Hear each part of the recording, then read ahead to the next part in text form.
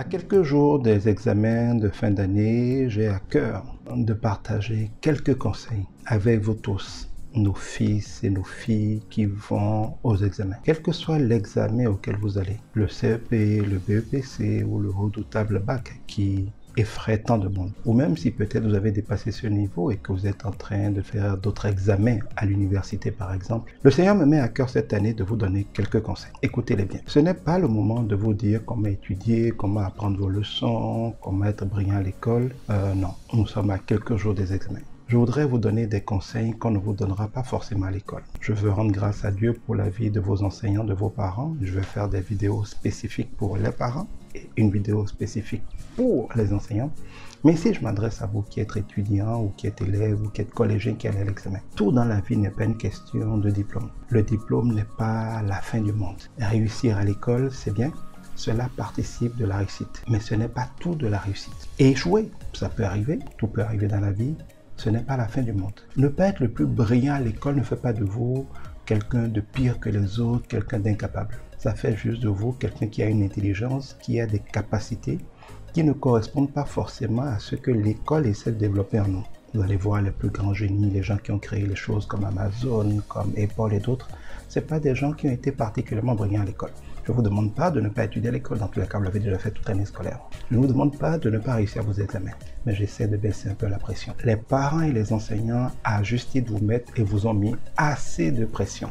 On vous a persécuté, on vous a poussé, on vous a critiqué, on vous a torturé. C'est un peu normal, nous sommes tous passés par là et un jour, quand vous serez parents, probablement que vous ferez la même chose. Il faut avoir aussi pitié des parents, il faut comprendre les enseignants. En fait, ils vous aiment. Ils veulent que vous réussissiez, mais chacun a sa manière d'essayer d'aider les autres à réussir. Certains mettent beaucoup de pression. Mais ce n'est pas toujours le signe qu'ils ne vous aiment pas. Ils ont juste un souci, parfois un peu exagéré ou qui s'y prend un peu mal, de vous aider à réussir. Ne vous fâchez pas pour cela. Ne les maudissez pas. Et c'est mon premier conseil pour vous. Parce que vous savez, dans la vie, il y a des règles. Tout ne dépend pas de ce que tu as appris, de ce que tu as bûché. Notez-le bien. Il y a des élèves excellents qui sont toujours premiers en classe et qui échouent à leurs examens pour différentes raisons. Certaines spirituelles, certaines liées à la peur. Parce que vous avez beau tout savoir, si vous avez tellement peur d'échouer, la peur va paralyser vos facultés. Vous allez avoir des épreuves qui correspondent à ce que vous savez faire. Mais vous ne saurez pas pourquoi vous ne serez bon à rien ce jour-là. De la même manière, il y a des élèves qui sont mauvais en classe, qui sont toujours les derniers, que personne, même pas même, n'espérait voir réussir, mais qui réussissent. Tout est une question de grâce. Je voudrais donc déjà vous donner comme premier conseil d'être humble. Dieu dit malheur à qui compte seulement sur ses propres forces. Ne comptez pas sur votre force, sur votre rang à l'école, sur vos parents, sur vos notes habituelles. Un examen, c'est toujours un challenge. On peut réussir, on peut échouer. Au nom de Christ Jésus, vous réussirez. Mais pour réussir, il faut suivre quelques conseils. Vous avez bien travaillé toute l'année scolaire, en tout cas vous avez fait de votre mieux. Je vous félicite. Félicitez-vous. Vous n'avez peut-être pas fait tout ce que vous voudriez faire, mais vous avez fait de votre mieux. Et Dieu le sait. C'est la première chose. La deuxième chose, c'est que la réussite est une grâce. Ce n'est pas au plus brillant, au plus fort, au plus rapide que Dieu la donne. C'est à ceux auxquels Dieu fait grâce. Mais Dieu fait grâce aux humbles et il résiste aux orgueilleux.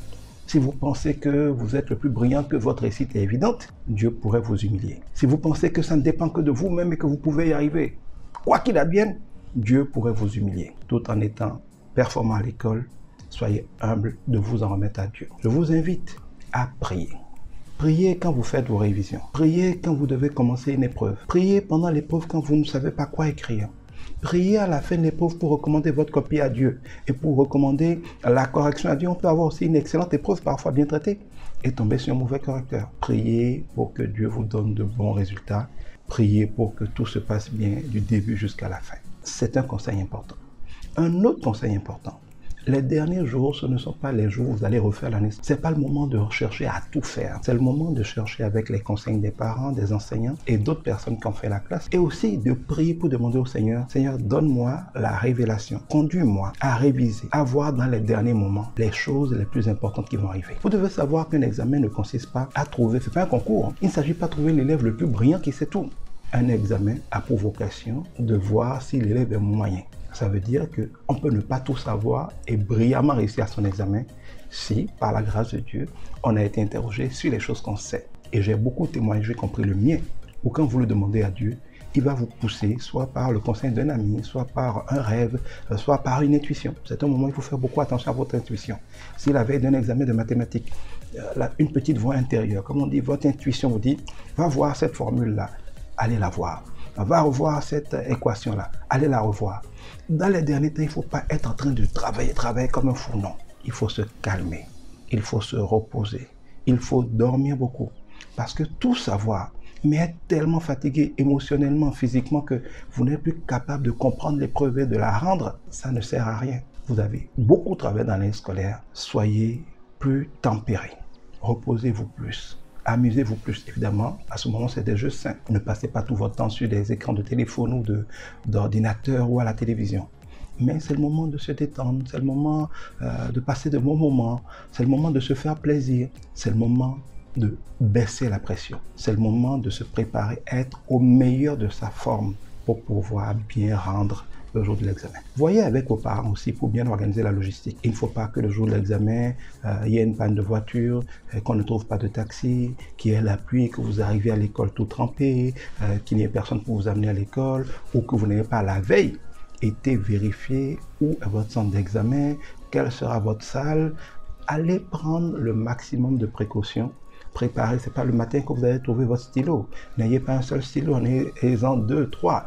Ayez votre trousse prête, ayez votre sac prêt, ayez votre carte prête, ayez votre numéro matricule prêt.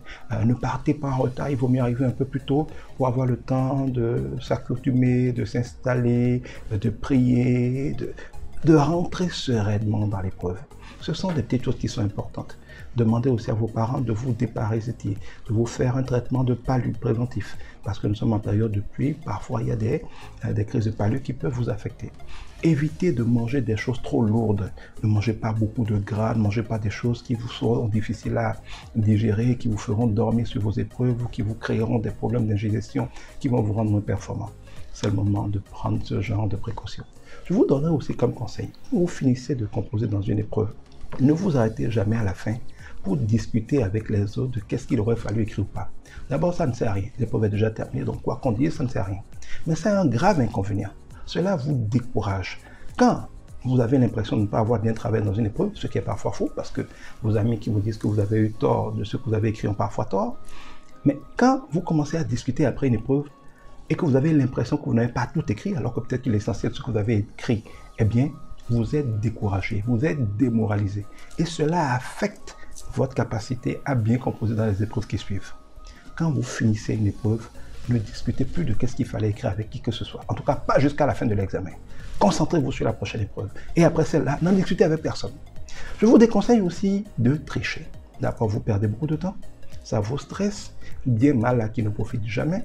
Vous ne savez pas si celui que vous trichez n'est pas aussi un ignorant, donc vous allez aller copier quelque chose de faux, ou alors pendant que vous le trichez, vous allez le voir écrire quelque chose qui est différent de ce que vous écrivez, peut-être que ce que vous écrivez est bon, vous allez être complètement perdu, est-ce qu'il faut le copier, est-ce qu'il faut écrire ce que vous avez écrit initialement? Vous allez perdre beaucoup de temps sans être sûr que ça vous fait réussir, et surtout, si vous êtes pris, vous serez radié définitivement.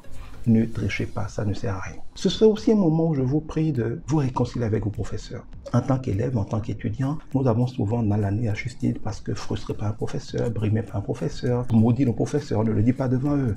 Mais on a tous été élèves, on maudit un professeur, on se moque d'un professeur, on donne des noms d'oiseaux à un professeur. C'est des choses qui n'ont l'air de rien, mais c'est des choses qui reviennent à manquer d'honorer, à manquer de respect, à mépriser nos professeurs, parfois aussi nos parents. C'est des choses qui peuvent nous mettre sous la malédiction parce que même s'il y a parfois des causes spirituelles, même si le diable de quelque manière que ce soit veut vous nuire, on dit que toute malédiction sans cause sera sans effet. On dit enfant, donc celui qui est innocent, même le diable ne peut rien lui faire. L'une des choses qui vous met sous la malédiction, c'est de vous moquer des autres, de vous moquer de vos professeurs, de vous moquer de vos parents, d'être rebelle.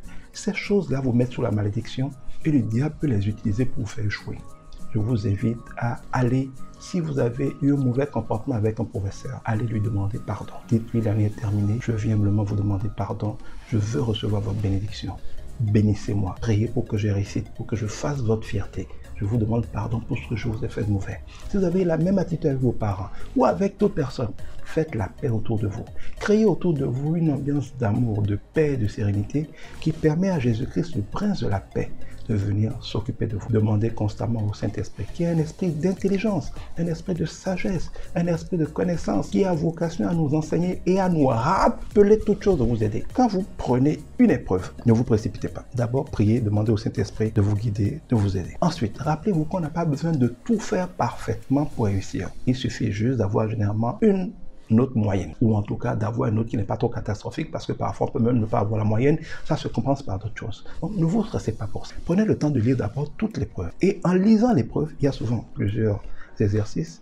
Regardez combien de points est affecté à chaque exercice. Si un exercice vaut par exemple, je sais pas, 7 points sur 20, et qu'un autre en vaut 3 points sur 20, ça veut dire que si vous réussissez l'exercice qui vaut 7 points, vous avez beaucoup plus de chance. Donc ne commencez pas par des choses qui ne valent pas beaucoup. Concentrez-vous d'abord sur les choses qui valent beaucoup pour essayer de maximiser vos chances. Évidemment, il faut tenir compte de ce que valent chaque exercice ou les différents exercices, mais il faut aussi tenir compte de ce que vous savez faire. Quand vous commencez quelque chose et que vous savez le faire, concentrez-vous, faites-le bien. Ne soyez pas prétentieux. Parfois, un exercice nous paraît tellement facile qu'on n'est plus attentionné, on ne lit plus bien les choses, on fait des erreurs parce qu'on est devenu un peu orgueilleux. Restez humble, restez posé. Et quand vous commencez un exercice ou une question, et que vous n'avez pas la réponse, au lieu de perdre 1 heure là à chercher la réponse, laissez ça d'abord. Allez faire d'autres choses que vous pouvez faire pour maximiser le temps. Il vaut mieux ne pas avoir traité quelques questions, mais avoir consacré le temps à traiter d'autres questions qui vous donnent des points, que d'avoir perdu tout votre temps sur des questions que vous ne maîtrisez pas, et finalement, les questions que vous auriez pu maîtriser et sur lesquelles vous auriez pu avoir des points, vous n'avez pas eu le temps de les traiter. Il faut donc faire preuve d'un peu de stratégie. Priez pendant ces temps-ci de préparation, que le Saint-Esprit vous guide. Quand vous voulez dormir, par exemple, demandez au Seigneur de vous donner des songes, de vous donner des rêves. Moi, j'ai eu beaucoup cette grâce-là. Le Seigneur m'a guidé. Tu vois quasiment au sommeil des choses que tu révises et puis ça vient à l'examen. C'est une grâce de Dieu pour ceux qui cherchent Dieu. Priez avant chaque épreuve. Priez pendant les épreuves pour être guidé. Priez à la fin des épreuves pour remercier Dieu et pour lui recommander la suite. Et surtout, je terminerai par ça. N'ayez pas peur. Le diable veut nous nuire, c'est vrai, mais Dieu veut nous bénir. Et Dieu dit, et il veille sur sa parole pour l'accomplir, qu'il nous en est toujours fait selon notre foi. Ça veut dire que si nous nous mettons d'accord avec Dieu pour dire que Dieu est bon et qu'il a le pouvoir de nous faire réussir, eh bien, nous sommes dans la foi à Dieu, nous sommes comme un aimant qui va attirer la bénédiction de Dieu, dans votre cas, la réussite. Mais si nous avons tellement peur du diable, ce qui veut dire que nous ne faisons pas confiance à Dieu, ce qui veut dire que nous croyons que le diable est plus puissant que Dieu et qu'il peut nous faire échouer, eh bien nous devenons un aimant qui va attirer ce que le diable veut faire pour nous ou contre nous, c'est-à-dire nous faire échouer. Il nous en est fait selon notre foi. Et Job dira, ce que j'ai craint, c'est ce qui m'a atteint. Ce que j'ai redouté, c'est ce qui m'est arrivé. Je vous prie, chers enfants, je vous prie, chers candidats, n'ayez pas peur.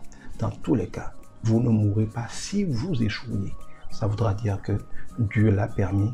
Et si Dieu l'a permis, il saura tout faire concourir à votre bien.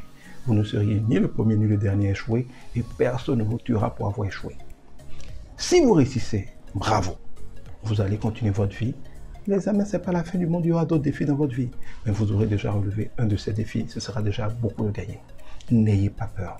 Dans tous les cas, la peur ne vous apportera rien. Mais cela va vous paralyser. Concentrez-vous. Faites confiance à Dieu. Demeurez en paix avec vos frères, vos sœurs, vos parents, vos professeurs. Priez aussi les uns pour les autres. Parce que Dieu dit que celui qui sème dans la vie des autres va récolter dans la sienne. Priez pour vos amis qu'ils réussissent. Si vous avez des frères et des sœurs qui vont à l'examen, priez pour eux. Si vous avez par exemple des amis dans la même classe qui sont moins brillants que vous pouvez les aider. Aidez-les. Si vous êtes inquiet que tel ami ne réussisse pas parce qu'il n'est pas généralement brillant à l'école, priez pour lui. Et réconfortez-le. Soutenez-le. Montrez-lui que vous l'aimez. Ce sont des choses qui sont des semences d'amour et qui vont déclencher dans la vie des récoltes d'amour pour vous. Voilà, chers fils, chères sœurs, vous tous qui allez aux examens, je vous soutiendrai en prière. Que la grâce et la faveur de Dieu soient avec vous. Que le Saint-Esprit lui-même campe autour de vous pour vous arracher à tout danger. Qu'il soit le maître des temps et des circonstances, afin que rien ni personne ne puisse vous faire échouer. Qu'il vous donne un esprit d'intelligence, un esprit de sagesse, un esprit de connaissance, un esprit de discernement, une paix, une sérénité inébranlable, afin que vous excelliez et que vous ayez de bons résultats. Qu'il vous donne des parents bien inspirés pour bien vous accompagner dans ces moments, des professeurs bien inspirés pour bien vous accompagner. que vous soyez concentrés, performants, parce que guidés par le Saint-Esprit lors de vos épreuves. Et qu'après vos épreuves, vos copies tombent et passent toujours dans la main de personnes honnêtes et généreuses qui vont bien vous noter. Que vous réussissiez à vos examens, qu'il n'y ait ni incident, qu'il n'y ait ni accident. Et que Dieu, au-delà de cet examen, parce que votre vie ne va pas s'arrêter à cet examen, continue de vous bénir, continue de faire en sorte que votre vie ne soit que joie, ne soit que performance, ne soit que gloire, à la gloire de Dieu. N'ayez pas peur. N'oubliez pas, le tout n'est pas de bûcher jusqu'à la dernière minute. Dans la dernière ligne droite, il faut ménager aussi sa monture, il faut se reposer, il faut se détendre, il faut ne pas avoir peur, il faut se mettre en capacité d'être serein pour bien comprendre les épreuves et donner le meilleur de soi-même. Que le sang de Christ Jésus vous couvre. Que toute personne qui, dans les ténèbres, essaierait de travailler contre votre réussite, voit Christ en face de lui. Que l'ange de l'Éternel, qui campe autour de vous pour vous arracher à tout danger, s'occupe de le mettre en déroute dans le nom de Christ Jésus. Si votre nom est invoqué quelque part de manière maléfique, que le sang de Christ Jésus réagisse à votre place, que vous soyez protégés, que vous soyez gardés et qu'au travers de vous, le Seigneur manifeste encore sa bonté pour votre joie, pour la fierté de vos parents et de vos professeurs. Demeurez bénis et rendez-vous pour célébrer votre réussite. N'ayez pas peur, vous réussirez. N'ayez pas peur, vous allez y arriver. Dieu vous bénisse.